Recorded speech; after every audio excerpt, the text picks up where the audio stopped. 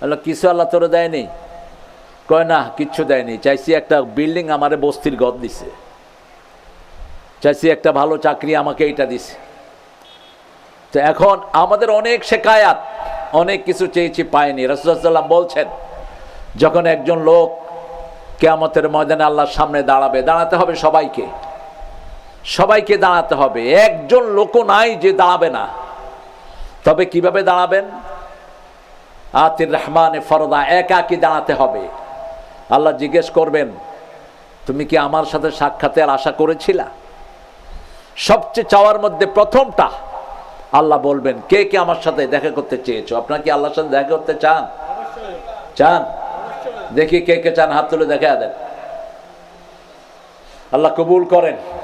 সূরা কাহফের শেষ আয়াতে আল্লাহ বলছেন, মান কানা ইয়ারজু লিকা রাব্বিহি ফালিয়া'মাল 'আমালান সালিহা ওয়া লা ইউশরিক বিইবাদাতি রাব্বিহি আহাদা।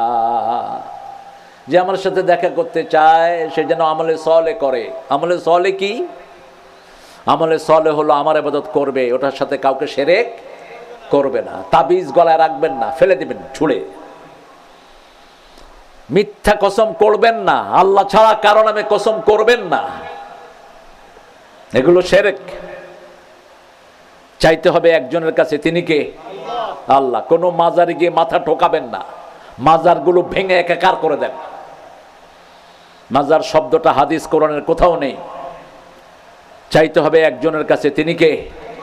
রাসূলুল্লাহ সাল্লাল্লাহু আলাইহি ওয়াসাল্লাম বললেন আবু বকরকে, আবু বকর শুনো, ৭০,০০০ লোককে আল্লাহ বিনা হিসেবে জান্নাত দিয়ে দিবেন। আবু বকর জিজ্ঞেস করলেন, ইয়া রাসূলুল্লাহ সাল্লাল্লাহু আলাইহি ওয়াসাল্লাম, আমরা কি কেউ তার মধ্যে থাকবো?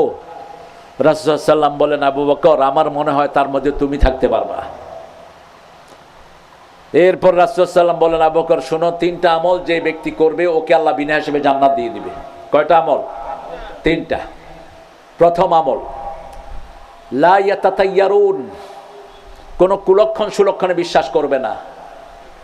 হাত চুলকাচ্ছে, টাকা আসতেছে, কাউয়া ডাকে বিপদ আসতেছে, এসব কুলক্ষণ সুলক্ষণে বিশ্বাস করা যাবে না। ২ নাম্বার, যা কিছু ফু দিব কার নামে? ওয়ালা ইয়ারকুনা ইল্লাল্লাহ, আল্লাহ ছাড়া কারো নামে ফু দেয়া যাবে না। আপনি বিসমিল্লাহ পড়ে ফু দেন, সূরা ফাতিহা পড়ে ফু দেন, যে কোনো একটা সূরা পড়ে ফু দেন, কিন্তু কুত্তার নাম পড়ে ফু দেয়, বহু কবিরাজ আছে। জিনদের নামে ফু দেয়, শিরক। ৩ নাম্বার, আলা রাব্বিহিম ইয়াতাওয়াক্কালুন, সব সময় যত বিপদই হোক তাওয়াক্কুল করবে কার উপর? এই ৩ ব্যক্তি বিনা হিসাবে কোথায় যাবে? জান্নাতে চলে যাবে। আল্লাহ তাদের মধ্যে আমাদেরকে শামিল করে দেন। দোয়া সবচেয়ে বেশি করতেন রাহমাতাল লিল আলামিন। দোয়া করলেই কবুল হয়, সেটার উপমা রাসূলুল্লাহ সাল্লাল্লাহু আলাইহি ওয়াসাল্লাম বলেছেন, কিয়ামতের ময়দানে আল্লাহ জিজ্ঞেস করবেন, এই আব্দুল আলী, আব্দুল করিম, আব্দুর রহিম, হাবিব, মুস্তাফিজ, কি কি চেয়েছো বলো? আপনি 5টা 10টা 15টা চেয়ে আর বলতে পারবেন না, কারণ ছোটবেলায় চেয়েছি, আমরা মোনাজাত ধরেছি, হুজুররা কথা বলেছেন, আমরা আমিন আমিন বলেছি, এরকম অনেক দোয়া হয়েছে, ঠিক কিনা? আবার এমন সময় দোয়া করেছি আমরা কিছু শুনি নাই, কিন্তু আমিন আমিন বলেছি, দোয়াতে শামিল হয়েছি। আল্লাহ বলবেন, তুমি ভুলে গেছো কি কি দোয়া করেছো, এখন ডান দিকে তাকাও। ডান দিকে তাকালে আপনি দেখবেন শিশুকাল থেকে মৃত্যু পর্যন্ত যা দোয়া করেছেন সব আল্লাহ জান্নাতে সাজিয়ে রেখেছেন। আপনি তখন বলবেন, আল্লাহ দুনিয়াতে যা দিয়েছেন তা যদি না দিতেন অনেক ভালো হতো, কারণ মৃত্যুর পরে দুনিয়ার খেলা শেষ। শেষ। যমুনার বাবুল মরার সময় বলেছে, আমার সব সম্পদ লিখে দেব, কেউ যদি আমাকে একটু নিঃশ্বাসের ব্যবস্থা করে দেয়। 16 দিন হসপিটালে পড়েছিল, আত্মীয় স্বজন কেউ যায়নি, না ছেলে না মেয়ে। কত প্রপার্টি করে গেছে, কত হাজার কোটি টাকার সম্পদ। এই বাবুল মিয়ার আপনাদের এখানে ফ্যাক্টরি ছিল ঈশ্বরদীতে, আমি বলবো না কিসের ফ্যাক্টরি। চোখ বন্ধ হলে দুনিয়া শেষ। যত বড় ক্ষমতার মালিকই হন, চোখ খোলা থাকলেও শেষ। এখন হাসিনা আসতে চায়, দিবেন তো আপনারা আসতে? কি বলেন? কথা কন না কে? দিবেন তো? উনি ফস করে ঢুকে পড়বো, আর আপনারা কি করবেন? আমরা ফ্যাঁস করে ভাঙিয়ে ফেলাম। হবে না, আর হবে না। আল্লাহ যাদের জমিন সংকুচিত করে দেয়, কে এটাকে প্রশস্ত করতে পারে না, সামান্য নেতা খেতায় বেরোতে পারছে না। কেন? কারণ জুলুম যারা করে তাদের জন্য জমিন হারাম হয়ে যায়। জুলুম করবেন না, জুলুম করবেন দুনিয়াও শেষ, আখিরাতও শেষ। চাইতে থাকবেন। এই যে অন্তরের জন্য যে আয়োজনটা আজকে করা হলো, হাবিব ভাই আশা করেছেন এটা যেন ইনফিনিটি হয়, এটা যেন অনধিকাল ধরে চলতে থাকে। আমরাও চাই আল্লাহ এটা তৌফিক দান করুক। আজকে যে জিনিসটার উদ্বোধন তিনি করে দিলেন, কিছু জিনিসপত্র গরিবকে দিলেন, এই গরিব খেয়ে এটা দিয়ে কাজ করে তার ছেলে, তার ছেলে, তার মেয়ে, তার মেয়ে, আপনি পাইতে থাকবেন অনাদিকাল ধরে। এটা আপনার আমলনামায় যেতে থাকবে। তবে এই নসল যেন আমরা জারি রাখি, সদকায়ে জারিয়া। মানুষ যখন চলে যায় তিনটা জিনিস ছাড়া কিছুই তার সাথে যায় না। প্রথম জিনিস ওয়ালাদুন সালিহুন ইয়াদউ লাহ, তার নেক সন্তান তার জন্য দোয়া করবে। রাসূল বলছেন নেক সন্তান হলেই হবে না, বাপের জন্য দোয়া করতে হবে। যেমন আপনার সন্তান রেখে গেলেন, আপনার জন্য দোয়া করছেন রব্বির হামহুমা কামা রব্বায়ানি সগীরা। দুই নাম্বার ইলমুন ইয়ান্তা, এমন জ্ঞান আপনি রেখে গেলেন যেই জ্ঞান থেকে মানুষ উপকৃত হতে থাকে, মানুষ উপকৃত হতে থাকে। সাদাকাতুন জারিয়া, সদকায়ে জারিয়া। 30,000 গাছ রেখে গেল আরাফার ময়দানে জিয়াউর রহমান। গাছগুলোর নাম হলো শাজারাতুদ দিয়া, জিয়া গাছ। কি গাছ? জিয়া গাছ, জিয়া ট্রি। 30,000 এগুলো এখন এগুলোর নিচে হাজিরা রেস্ট নিচ্ছে। আপনি চিন্তা করেন তো, জিয়াউর রহমান চলে গেলেন কত আগে, এখনো সেই গাছগুলো আছে না নাই? আমি বলবো অন্তরের নামে পাবনার প্রত্যেকটি রাস্তার পাশে যেন গাছ হয়। রাসূল সাল্লাল্লাহু আলাইহি ওয়াসাল্লাম বলেছেন কালকে কিয়ামত, আজকে জানলো একটা গাছ লাগাও। এই গাছের পাতা, এই গাছের অক্সিজেন, এই গাছের ফল যারা খাবে তাদের সবার সওয়াব আল্লাহ তোমার আমলনামায় দিয়ে দিবেন। পাখিরা খাবে, পাখির সওয়াব আপনি পেয়ে যাবেন। পথিক এটার নিচে রেস্ট নিবে, সওয়াব পেয়ে যাবেন। এই জন্য আমি চাইব প্রত্যেকটি থানার দায়িত্বশীলরা এখানে এসেছেন এবং হাবিব ভাইয়ের অনেক বিশাল মন, তিনি প্রত্যেক থানার বিএমপির দায়িত্বশীলদেরকে এখানে রেখেছেন। তোমরা যেন প্রত্যেকেই অন্তরের নামে অন্তত 10টা করে গাছ তোমাদের থানায় লাগিয়ে দাও। এই গাছটা শুধু অন্তরকেই ছায়া দিবে না, অন্তরের কবরেই যাবে না, হাবিব ভাইয়ের এখানেই যাবে না, তোমাদের আমলনামায় এটার সবগুলো সওয়াব আল্লাহ দান করে দিবেন। এই জন্য এই সদকায়ে জারিয়াটা আমরা রেখে দেব, সাদাকাতুন জারিয়া। রাসূল সাল্লাল্লাহু আলাইহি ওয়াসাল্লাম এগুলোর ব্যাপারে 12টা কথা বলেছেন। আমরা তো যেগুলো হাদিসে না এগুলো নিয়ে ঠেলাঠেলি করি। 3 দিনা 40 নাই।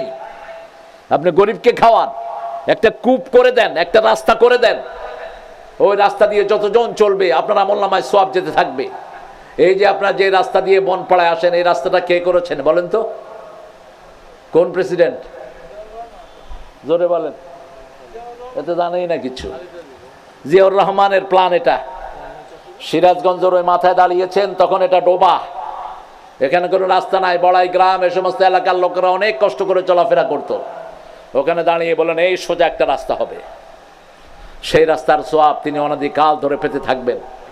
আপনারা এই কাজগুলো করবেন। 3টা কাজ। প্রথম, নেক সন্তান রেখে যাবেন, ছেলেটাকে শিখিয়ে যাবেন রব্বির হামহুমা কামা রব্বায়ানি সগীরা, অথবা ছেলেটাকে শিখিয়ে যাবেন বাবার নাম ধরে যেন দোয়া করে, মায়ের নাম ধরে যেন দোয়া করে।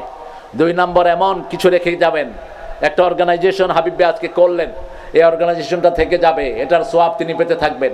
এটা সামাজিক কাজ করবে। আজকে যে কাজগুলো মানুষের হাতে তুলে দিলেন, এটা থেকে উপকার পেতে থাকবে।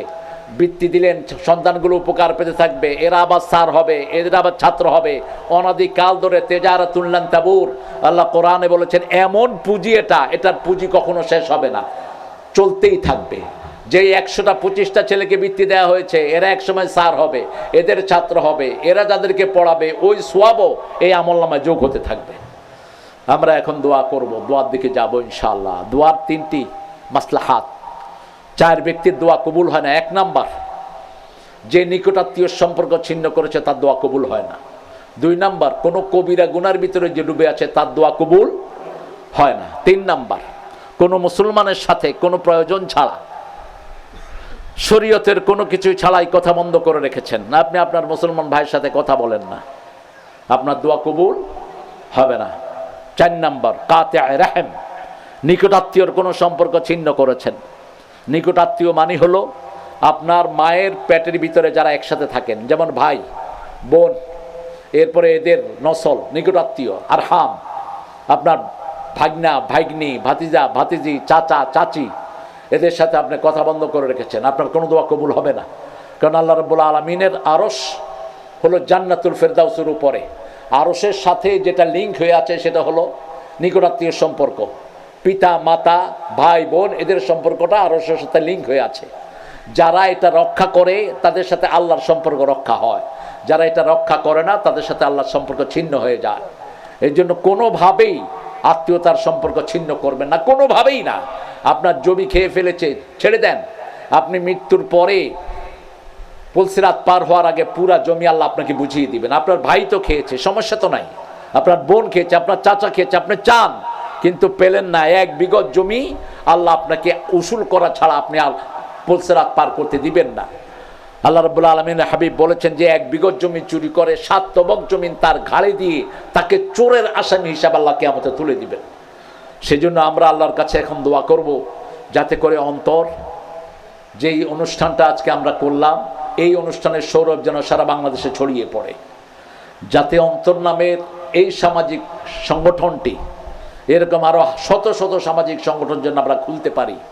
আমরা যেন ভবিষ্যতে সামনে এই যে পাকিস্তান এবং হিন্দুস্তানের যুদ্ধ লেগে গেছে, যুদ্ধ কিন্তু পাকিস্তান আর হিন্দুস্তানের না, যুদ্ধ হলো মুসলমান আর কাফের, মুসলমান আর কাফের। আপনি খুব নিশ্চিত থাকবেন না, যে কোনো সময় এটা ঘুরতে পারে, এদিকে যে কোনো সময় ঘুরতে পারে। আমরাও প্রস্তুত আছি, ঠিক না ঠিক? আমাদের যা আছে তাই নিয়ে আমরা মুশরিকদের বিরুদ্ধে ঝাঁপিয়ে পড়ব। সবচেয়ে বেশি আমাদের ক্ষতি করেছে এই মুশরিকের গোষ্ঠী। সেই জন্য নিরাপদ থাকার চিন্তা কখনো করবেন না। আল্লাহর দ্বীনের জন্য আমরা যতটুকু আমাদের তৌফিকে কুলায়, আমরা ইনশাআল্লাহ আমাদের সর্বোচ্চ চেষ্টা দিয়ে আমরা আল্লাহর পথে থাকবো ইনশাআল্লাহ। আমরা এখন দোয়ার দিকে যাব ইনশাআল্লাহ। দোয়াতে আপনারা যত পিতামাতা আছেন, ডিজাইবল সন্তানের মালিক, আপনাদের জন্য সুসংবাদ দিচ্ছি, আপনাদের জন্য জান্নাত, জান্নাত, জান্নাত।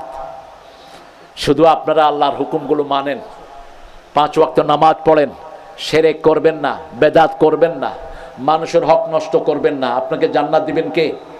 আল্লাহ জান্নাত দিয়ে দিবেন। এই সন্তান মানি হলো জান্নাত। ডিজেবল সন্তান মানে কি? জান্নাত। রাসূল বলছেন যে ছেলের একটা চোখ নাই, আল্লাহ বলবেন কিয়ামতের ময়দানে, তোমাকে একটা চোখ আমি দেই নাই, তুমি কি চাও? চুপ করে থাকবে, বলবে আল্লাহ যে একটা চোখের জন্য তোমাকে আমি একটা জান্নাত দিয়ে দিলাম।